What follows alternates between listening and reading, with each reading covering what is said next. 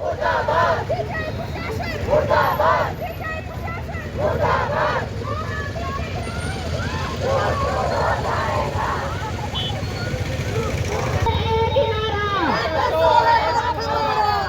में गूंजे एक ही नारा,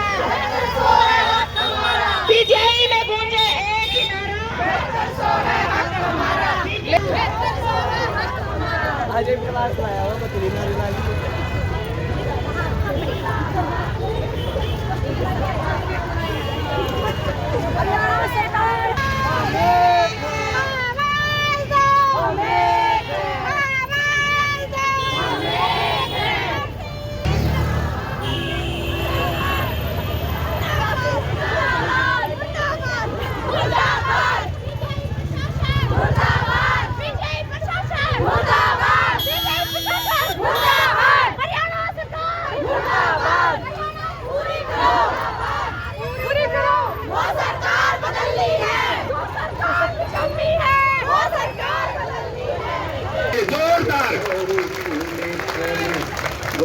आजकल तो ठीक हो गया होगा, 99% में लिख के देता हूँ, किसी को नहीं होगा।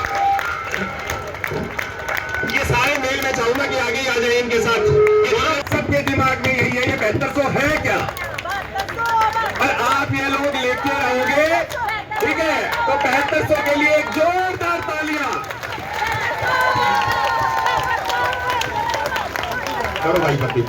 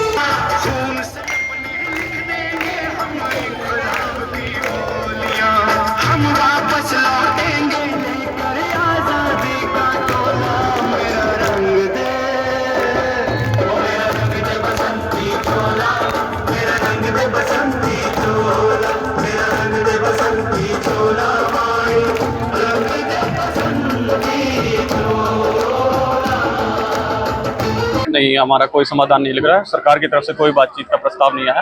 मैं आपके माध्यम से सरकार तक ये अपनी आवाज़ पहुंचाना चाहता हूं कि यहाँ अथॉरिटी को और किसी को कोई नुकसान नहीं हो रहा है। जो नुकसान हो रहा है वो गरीब आदमी का हो रहा है। हम चाहते हैं सरकार बातचीत करे, इस बातचीत से हमारा समाधान निकाले।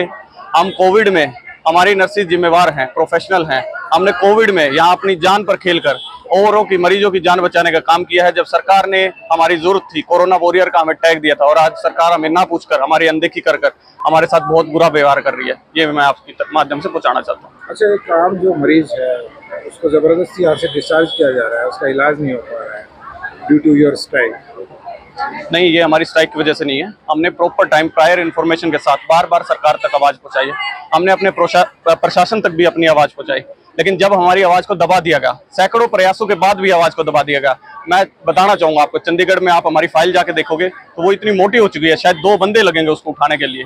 अगर वो समय रहते वो ये हमारी मांगों पर ध्यान दे लेती तो आज ये समय नहीं आता। कुछ बीच का रास्ता निकल सकता है अगर सरकार चाहे तो हर चीज़ होता है। लेकिन मैं आपके माध्यम से ये बात पहुँचाना चाहता हूँ कि सरकार बातचीत के लिए बुलाए।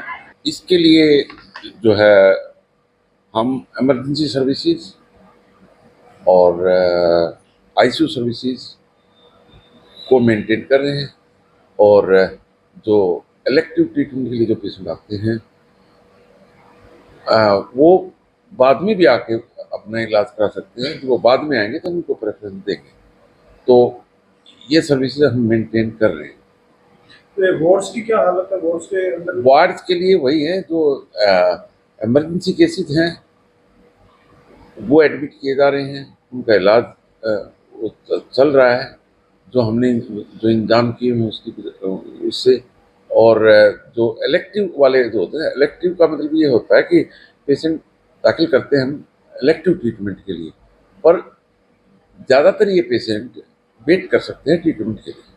और वो जब जैसे ही ये एजुटेशन के जो नर्सिस एजुटेशन स्ट्राइक है, ये इसके बाद हम उनको दोबारा से प्रेफरेंस एडमिट करेंगे, उनका पहले ट्रीटमेंट करेंगे। कुछ सुलह बन पाई है किसी बिंदु पर? प्रयास जारी हैं। हम बार बार इनसे अपील कर रहे हैं कि सरकार का बिल्कुल सकारात्मक रूप है, और आप चाहे तो इसको सस्पेंड करके देख लें कुछ दिन के लिए, 1 हफ्ते के लिए, 2 हफ्ते के लिए। और दूसरा ये है कि नहीं तो अपने पहली तो हमारी यही है कि they should end their strike. Okay, तो क्योंकि हमारा एक नोबल प्रोफेशन है, पेशेंट केयर, चाहे वो कोई भी हेल्थ केयर वर्कर है, नर्सिस हैं, डॉक्टर्स हैं, उनके लिए टॉप मोस्ट प्रायोरिटी होनी चाहिए।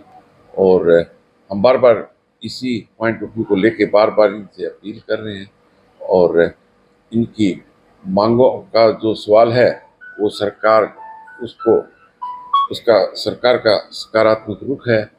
तो इनको अपना education, I think they should end their education at this stage. जी, इनकी डिमांड्स यूनिवर्सिटी से रिलेटेड है या फिर हरियाणा गवर्नमेंट से?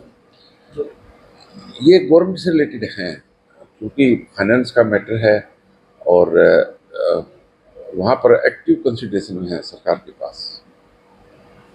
अच्छा सर, कुछ अटेंडेंट है भारतीय की, वो कह रहे हैं कि गवर्नर से डॉक्टर पेशेंट को जबरदस्ती डिस्चार्ज कर रहे हैं। नहीं, जो जबरदस्ती कोई नहीं कर रहा। नंबर 1, जो इलेक्टिव पेशेंट हैं उनके नए एडमिशन हो रहे हैं, ठीक है, और जो वेट कर सकते ट्रीटमेंट के लिए उन्हीं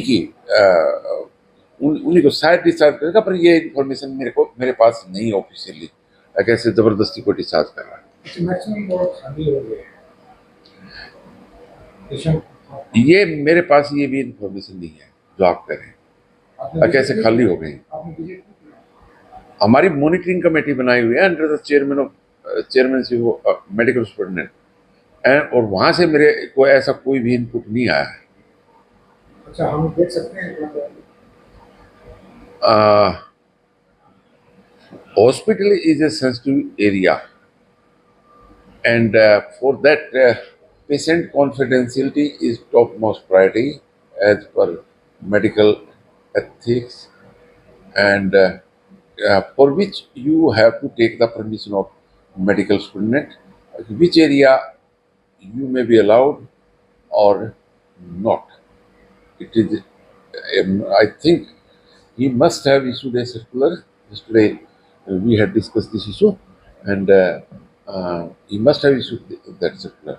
So please, for any type of photography, video, that is a very sensitive matter, the question of medical ethics, and I think media should also follow their ethics regarding confidentiality of patients.